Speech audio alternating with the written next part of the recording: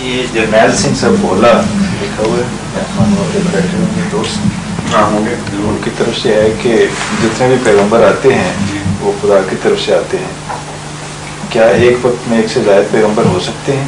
اس بارے میں تفصیل سے۔ ہاں، ایک وقت میں ایک سے زائد پیغمبر کئی طریق پر ہوئے ہیں، نہ صرف یہ کہ ہو سکتے ہیں بلکہ ہوئے ہیں۔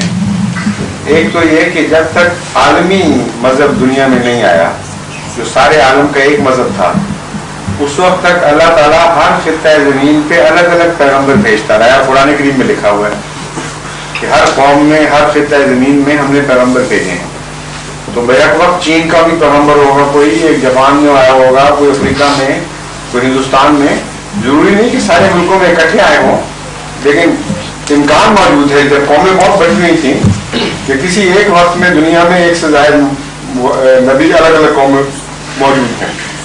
چنانچہ اس کی تحقیق میں نے شروع کروا دی ہے، متفرق علماء کو مقرر کیا ہے کہ جو انبیاء کا بائبل میں ذکر ہے، وہ مشہور انبیاء، ان کے زمانے کی تاریخ دیکھ کر یہ معلوم کریں کہ اس دور میں دنیا کے کس خطے میں کوئی اور نبی موجود تھا اور وہ کیا کہہ رہا تھا اس وقت۔ اس لیے اصولاً یہ بات درست ہے۔ نمبر 2، قرآن کریم سے پتہ چلتا ہے کہ ایک ہی مذہب پر ایک وقت میں ایک سے زیادہ نبی آئے۔